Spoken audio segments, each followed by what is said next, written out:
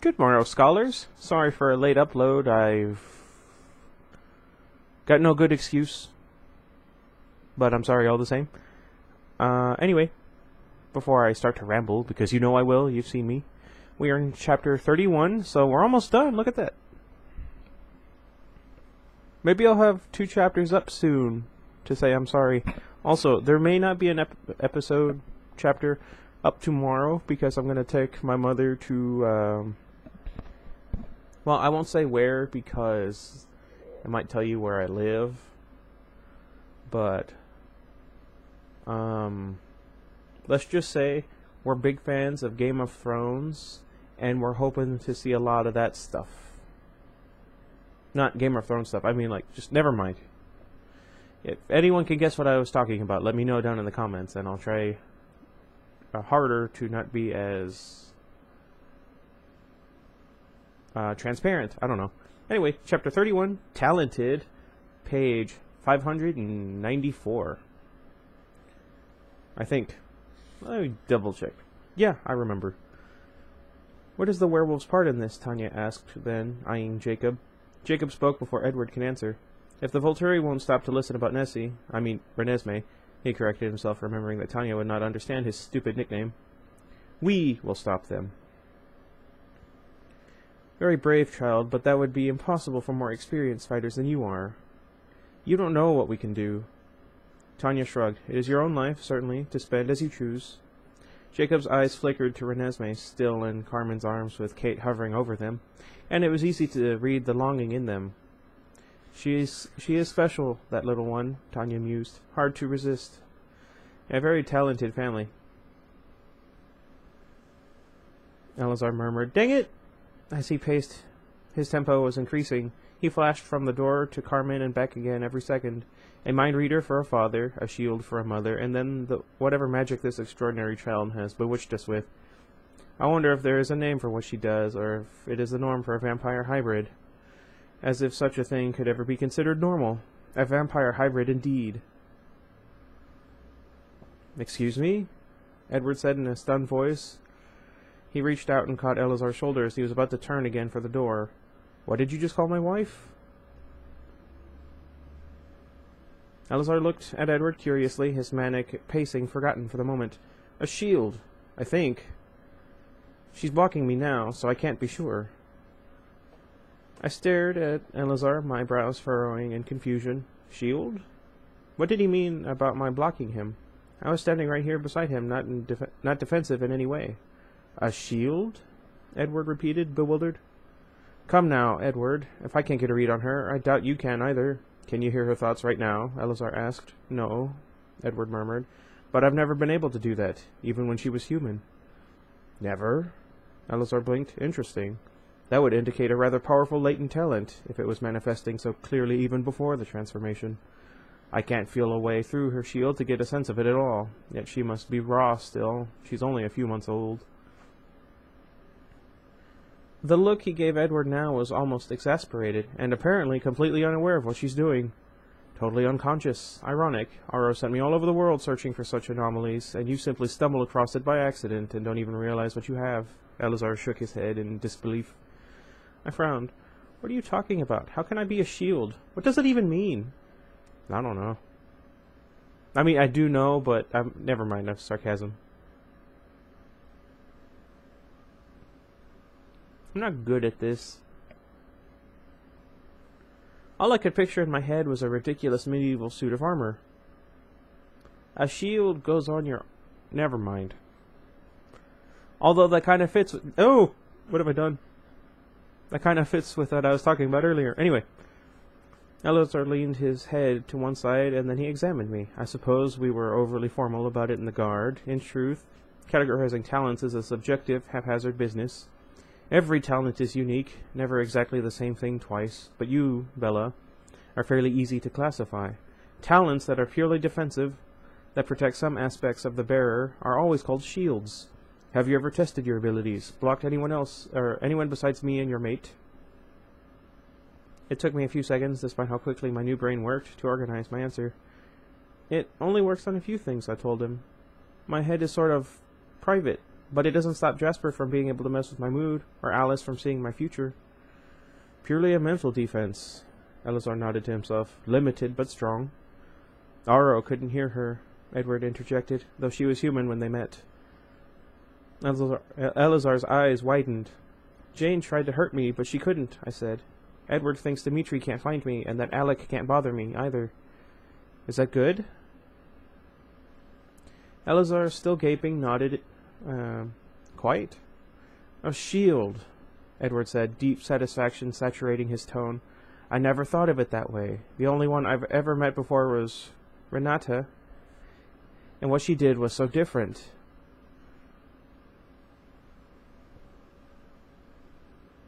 I don't know. Elazar had recovered slightly. Yes, no talent ever manifests in precisely the same way, because no one ever thinks in exactly the same way. Who's Renata? What does she do? I asked. Renesmee was interested too, leaning away from Carmen so that she could see around Kate. Renata is Aro's personal bodyguard, Elazar told me. A very practical kind of shield, and a very strong one. I vaguely remembered a small crowd of vampires hovering close to Aro and his macabre tower, some male, some female. I couldn't remember the women's faces, in the uncomfortable, terrifying memory. One must have been Renata. I'm not even sure I'm pronouncing that correctly, but oh well. I wonder, Elazar mused. You see, Renata is a powerful shield against a physical attack. If someone approaches her, or Aro, as she is always close beside him in a hostile situation, they find themselves diverted. There's a force around her that repels, though it's almost unnoticeable. You simply find yourself going in a different direction than you planned, with a confused memory as to why you wanted to go that other way in the first place. She can project her shield several meters out from herself. She also protects Caius and Marcus too, when they have a need, but Aro is her priority. What she does isn't actually physical, though. Like the vast majority of our gifts, it takes place inside the mind. If she tried to keep you back, I wonder who would win. He shook his head. I've never heard of Aro's or Jane's gifts being thwarted. Mama, you're special, Renesmee told me without any surprise, like she was commenting on the color of my hair. I felt disoriented. Didn't I already know my gift? I had my super self-control that allowed me to skip right over the horrifying newborn year. Vampires only had one extra ability at most, right? Or had Edward been correct in the beginning, before Carlyle had suggested that my self-control could be something beyond the natural? Edward had thought my restraint was just a product of good preparation, focus, and attitude, he'd declared. Which one had been right? Was there more I could do? A name? A category for what I was? Can you project? Kate asked immediately. What?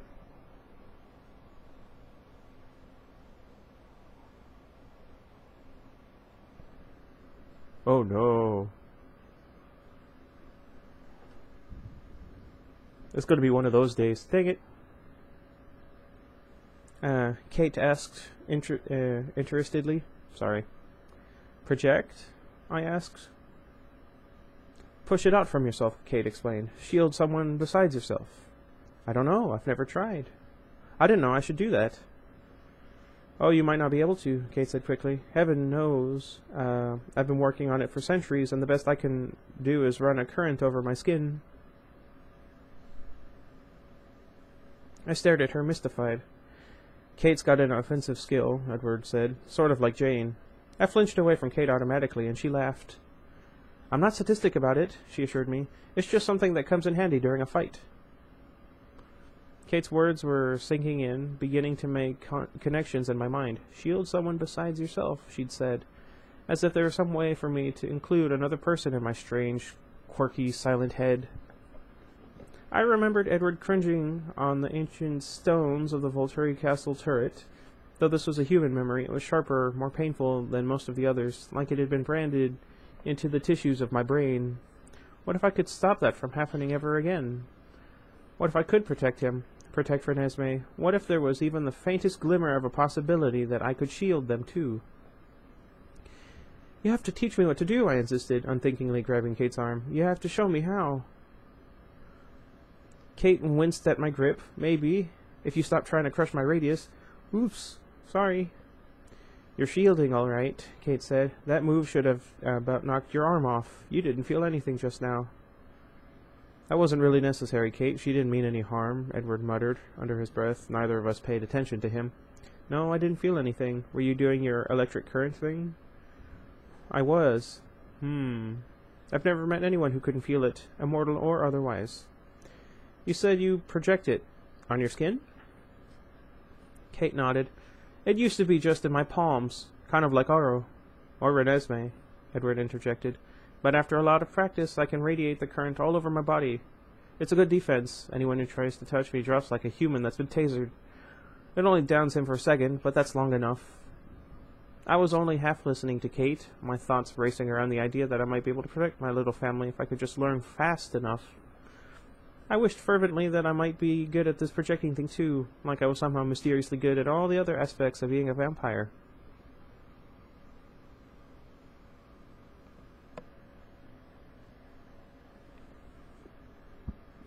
Excuse me.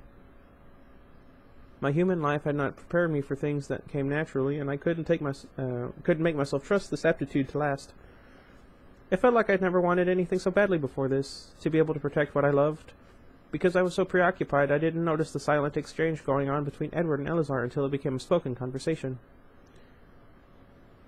Can you think of even one exception, though? Edward asked.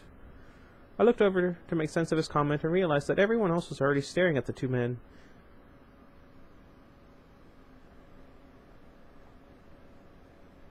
Where was I? I lost it. Oh, there we go. They were leaning toward each other intently. Edward's expression tight with suspicion. Oh, geez. Eleazar's unhappy and reluctant. I don't want to think of them that way, Eleazar said through his teeth. I was surprised that the sudden change in the atmosphere. Or at the sudden change in the atmosphere. If you're right, Eleazar began again. Edward cut him off. The thought was yours, not mine. If I'm right, I can't even grasp what that would mean. It would change everything about the world we've created. It would change the meaning of my life, what I have been a part of. Your intentions were always the best, Eleazar. Would that even matter? What have I done? How many lives? Tanya put her hand on Eleazar's shoulder in a comforting gesture. What did we miss, my friend? I want to know so that I can argue with these thoughts. You've never done anything worth... this isn't a word I've ever seen before. Well, you know what I meant. Yeah, castigating yourself this way? Oh, haven't I? Eleazar muttered. Then he shrugged out from under her hand and began his pacing again, faster even than before. Tanya watched him for half a second and then focused on Edward. Explain. Edward nodded, his tense eyes following Eleazar as he spoke. He was trying to understand why so many of the Volturi would come to punish us. It's not the way they do things. Certainly we are the biggest mature coven they've dealt with, but in the past other covens have joined to protect themselves, and they never presented much of a challenge despite their numbers. We are more closely bonded, and that's a factor, but not a huge one. He was remembering the other times that covens have been punished, for one thing or the other, and a pattern occurred to him. It was a pattern that the rest of the guard would never have noticed, since Eleazar was the one passing pertinent intelligence privately to Aro. A pattern that only repeated every other century or so. What is this pattern? Carmen asked, watching Eleazar as Edward was. Aro does not often personally attend a punishing expedition, you remember. Edward said, but in the past, when Aro wanted something in particular, it was never long before evidence turned up proving that this coven or that coven had committed some unpardonable crime. The ancients would decide to go along to watch the guard administer justice, and then, once the coven was all but destroyed, Aro would grant a pardon to one member whose thoughts, he would claim, were particularly repentant.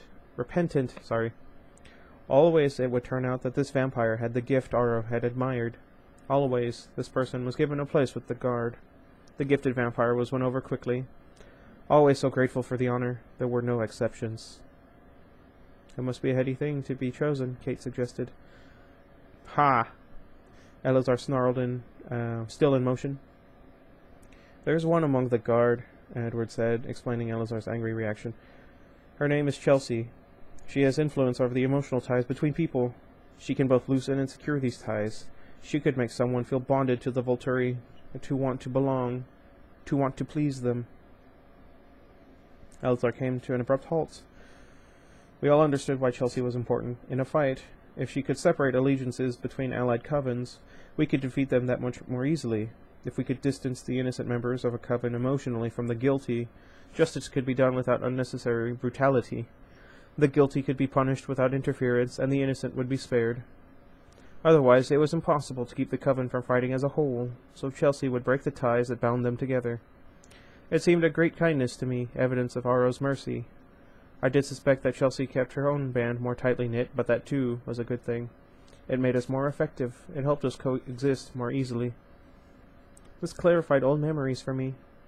It had not made sense to me before how the guard obeyed their master so gladly, with almost lover-like devotion. "How strong is her gift?" Tanya asked with an edge to her voice. Her gaze quickly touched on each member of her family. Alazar shrugged. "I was able to leave with Carmen," and then he shook his head. "But anything weaker than the bond between partners is in danger. In a normal coven, at least. Those are weaker bonds than those in our family, though. Abstaining from human blood makes us more civilized. Lets us form true bonds of love. I doubt she could turn our allegiances, Tanya." Tanya nodded, seeming reassured, while Elazar continued with his analysis. "I could only think that the reason Aro had decided to come himself, to bring so many with him, is because his goal is not punishment, but acquisition," Elazar said. "He needs to be there to control the situation, but he needs the entire guard for protection from such a large, gifted coven. On the other hand, that leaves the other ancients unprotected in Volterra. Too risky, someone might try to take advantage, so they all come together. How else could he be sure to preserve the gifts that he wants? He must want them very badly," Elazar mused. Edward's voice was low as a breath. "From what I saw of his thoughts last spring, Aros never wanted anything more than he wants Alice."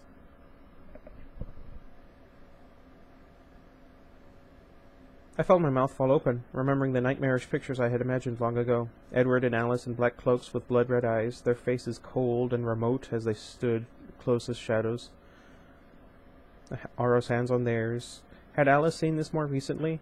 Had she seen Chelsea trying to strip away her love for us, to bind her to Aro and Caius and Marcus? "Is that why Alice left?" I asked, my voice breaking on her name. Edward put his hand against my cheek. "I think it must be, to keep Aro from gaining the thing he wants most of all, to keep her power out of his hands." I heard Tanya and Kate murmuring in disturbed voices and remembered that they hadn't known about Alice. "He wants you, too. That's creepy." Edward shrugged, his face suddenly a little too composed. "Not nearly as much. I can't really give him anything more than he already has. And of course that's dependent on his finding a way to force me to do his will. He knows me, and he knows how unlikely that is." He raised one eyebrow sardonically. Elazar frowned at Edward's nonchalance. "He also knows your weaknesses," Elazar pointed out, and then he looked at me. "It's nothing we need to discuss now," Edward said quickly. Elazar ignored the hint and continued. "He probably wants your mate too, regardless. He must have been intrigued by a talent that could defy him in its human incarnation." Edward was uncomfortable with this topic. I didn't like it either. If Aro wanted me to do something, anything, all he had to do was threaten Edward, and I would comply, and vice versa. Was death the lesser concern? Was it really capture we should fear? Edward changed the subject. "I think the Volturi were waiting for this, for some pretext.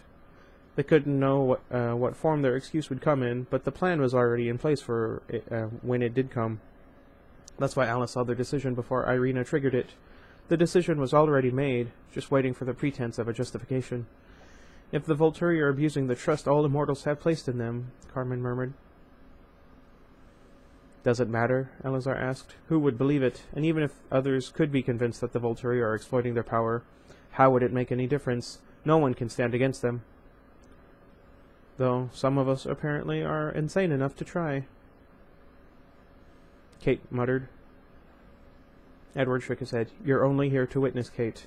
Whatever Aro's goal, I don't think he's ready to tarnish the Volturi's reputation for it. If we can take away his argument against us, he'll be forced to leave us in peace." "Of course," Tanya murmured. No one looked convinced. For a few long minutes, nobody said anything. Then I heard the sound of tires turning off the highway pavement onto the Cullens' dirt drive. "Oh dear." Charlie, I muttered. Maybe the Denali's could hang out upstairs until... No, Edward said in a distant voice. His eyes were far away, staring blankly at the door. It's not your father. His gaze focused on me. Alice sent Peter and Charlotte, after all. Time to get ready for the next round.